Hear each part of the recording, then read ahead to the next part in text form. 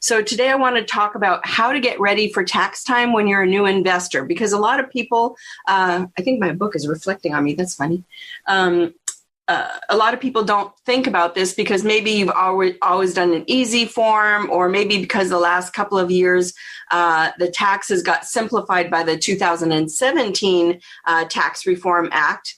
Where the property tax bill is limited, the standard deduction went up so high that a lot of people didn't have to itemize. So if this is your first time, because now you're an investor and you have another schedule in your tax returns, you're going to go from the easy form to the full-blown form 1040, and you're going to have something called a Schedule E. And that's for real estate holdings and partnerships, actually, also. So how do we get ready? So if you bought a property in 2020, you should have to start with a closing statement, a closing disclosure, and those forms are given to you right before you close. And then post-closing, you get a little package from either the escrow company, the title company, or the attorney's office showing you how the money all got spent. So your the price you paid, the down payment, all the closing costs, any refund you got, rent credits that you might have gotten, security deposits. So all of that is on a form called a closing disclosure. And you would have gotten that, like I said, right prior to closing, 3 days before closing, and then one post-closing with your refund check if there was a refund check. So that's form number one, is CD, or closing disclosure. The next forms that are most important, we'll say, are IRS forms that have to do with income coming in and expenses going out on a loan. So if you have a loan, then you will receive a 1098 INT, which is the form where they disclose to you the total amount of interest you paid throughout the year on your loan, and then also your 1099, which is the interest that you got if you have an impound account. So an impound account is where your taxes and insurance are in the monthly payment.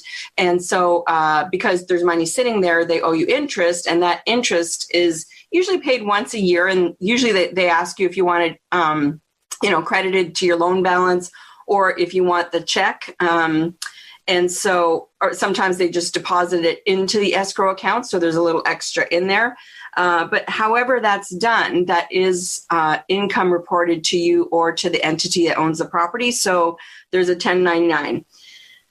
So if you have a loan, then you need to have that form by February 28th. Now, most servicers or companies that collect mortgage payments, they have those online available to you like towards the end of January. So you won't probably have to wait till the end of February, but just keep that in mind.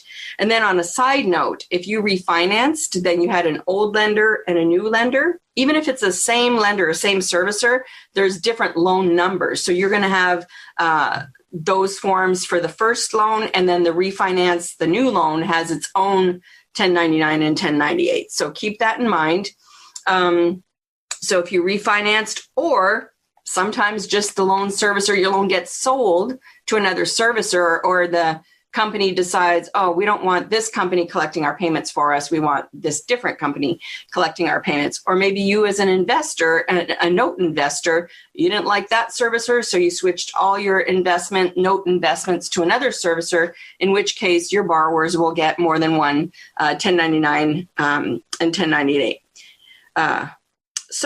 So just look for that. You probably have more than one 1099 or 1098. So, and on another point similar to this is, if the property is owned by an LLC, then you're going to need to get, and you have multiple members, you're going to need to get the social security number and the mailing address for any members who are not in your household. And every K1, every investor gets its own K1. So if it's a husband and wife, that's a little different, but let's say it's like two brothers, let's say.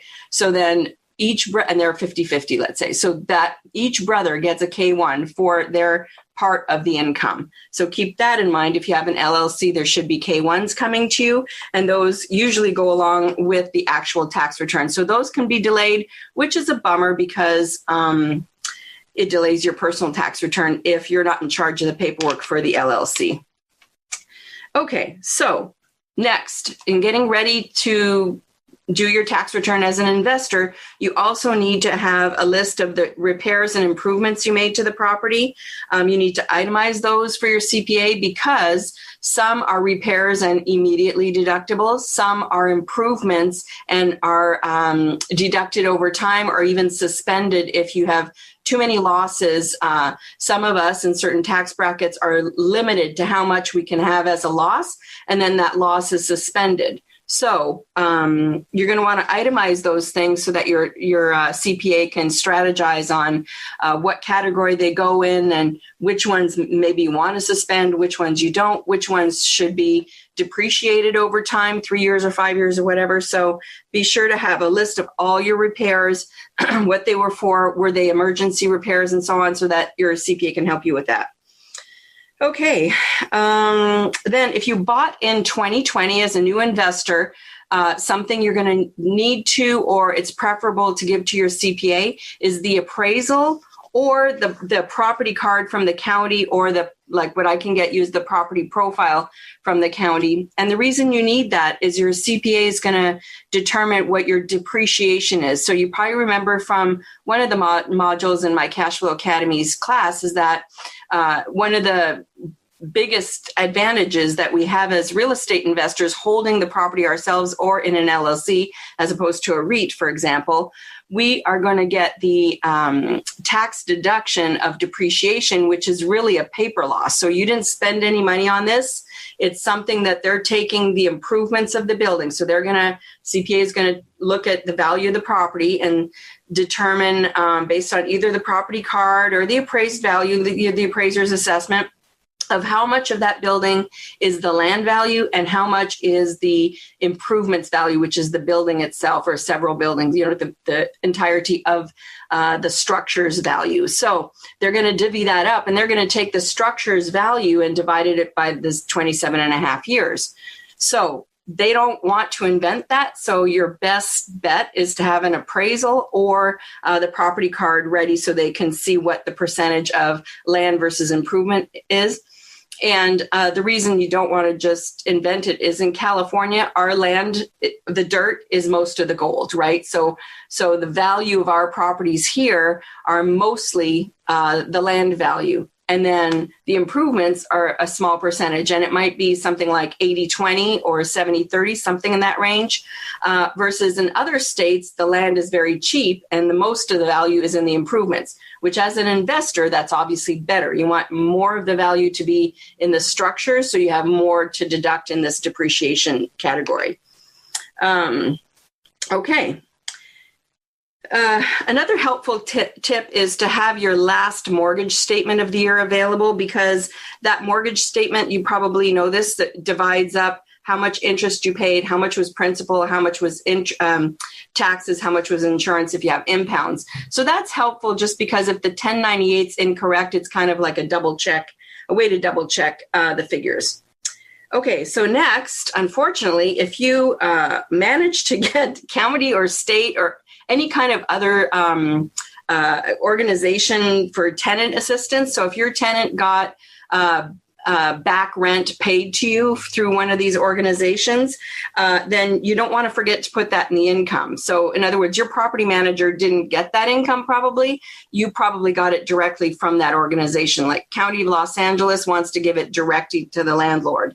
I know other entities are the same way. They want to pay it straight to the landlord. So be sure you make sure to tell your CPA that was income. Otherwise, you underreported and you can get in trouble. Okay, the next category. Now I'm getting into the categories people don't really think about. But if you borrowed the down payment, let's say from a family member, or you did a partnership, or you even got it from a HELOC or some other line of credit in your name, but not on the property, you're going to want to tell your CPA. So if you paid, let's say you paid interest on a HELOC, that money was used to invest, so it's a business expense. So technically, your investment owes you that interest, or you get to deduct that interest. So tell your CPA. Some CPAs are comfortable, some CPAs are not. They want to document it a certain way. So just make sure that you declare everything that has to do with running this business. And if the CPA says, no, you don't want to do that because, well, they're the expert in that. So I'll leave it at that. But be sure to bring that up, because that, if you paid interest, even if you didn't pay interest, let's say you have a family member that lent you money, or a friend, and you intended to pay them interest, but this year was not good. If you didn't collect rents, it was pretty hard to pay extra. So in that case, I would still say tell the CPA so they can mark your file. So next year, if you pay something, they have it already in the system. So it helps you year over year to stay consistent if you tell your CPA these things right when you buy the property, right? Okay. So the next thing is, did you take a trip to go to the property, to go buy property, to go inspect property, to go inspect the city as a potential for investing? Those things are deductible. So let your CPA know, hey, I took a trip to, we didn't take too many trips last year, but maybe you drove somewhere to your property. That's tax deductible. Maybe you FedEx paperwork to your property manager in another state. Maybe you sent gift cards. Maybe all those things that you do with the business are a tax deductible item. So be sure to tell your CPA. Did you join an association? Did you sign up for a membership in an organization? Did you sign up for a newsletter that costs money for things to do with investing? Then you can deduct that. So be sure to deduct that. Do you have legal fees? Do you have consultation fees? Don't forget those things that you paid, especially during COVID. You probably had to get advice from some people and you may have paid them. Make sure you deduct those, because those are business-related expenses.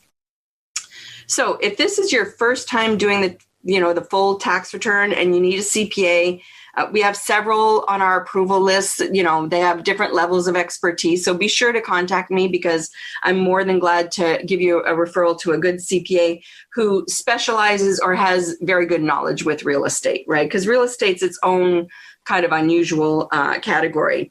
The other thing is, don't forget that mortgage insurance premiums, or PMI, is deductible through 2021 as part of the CARES Act. And a lot of people don't realize that got put in there, and it did get continued. So it's subject to phase out. So your income might be too high to do that, but be sure you point that out, because remember, with real estate investing, it's not like our own home. So with our own home, we can't deduct, for example, house insurance, right? But with the rental property, we can. So there's a lot of things that you have the ability to deduct that are business expenses and are deductible right here, right now in the tax year that they were paid out compared to our homes. So be sure to, even if you're not sure, write it all down, and your CPA will surely tell you things that are not worth pursuing or putting down and things that are. So be sure to be thorough with your notes.